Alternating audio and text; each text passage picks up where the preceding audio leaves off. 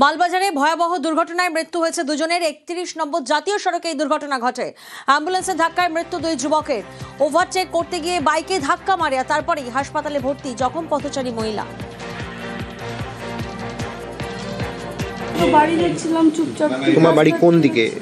ক্যালটেক্সের দিকে যাচ্ছিলে না সুভাষ মোড়ের দিকে? মানে ওই দিকে বাড়ি যাচ্ছিলে না, কোন দিকে যাচ্ছিলে তুমি তাই বলো। তারপর হঠাৎ করে তোমাকে এসে কি ধাক্কা মারে? বাইকটা এসে ধাক্কা মারে তোমাকে? মনেই পড়ছে না? না হঠাৎ করে এরকম হয়ে গেল। একটা গাড়ি অ্যাম্বুলেন্সটা জোরে জোরে দিক থেকে আসতেছিল আর গাড়িটা দিয়ে যাচ্ছিল। গাড়ি না বাইক? বাইক যাচ্ছিল দিক থেকে, তারপরে হলো বাইকটা মারি দিয়েছে, এখানে ছিটকে আসছে বাইকটা। ছিটকে আসে আরেকজনের উপর পড়ে যায়। একজন এখানে একটা মেয়ে দিক দিয়ে যাচ্ছিল। তো ছেলেটার অবস্থা কেমন? ছেলেটার পুরো ফাইটে গেছে, পায়ে হাত দিয়ে বেরিয়ে গেছে পা দিকে।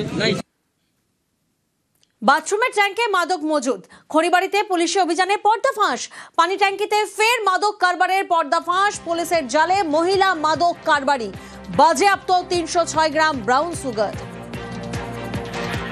বাথরুমের ট্যাঙ্কে মাদক মজুদ করে রাখা ছিল, এমনটাই অভিযোগ। খড়িবাড়িতে পুলিশি অভিযানে পর্দাফাঁস। পানি ট্যাঙ্কিতে ফের মাদক কারবারের পর্দাফাঁস। পুলিশের জালে মহিলা মাদক কারবারি।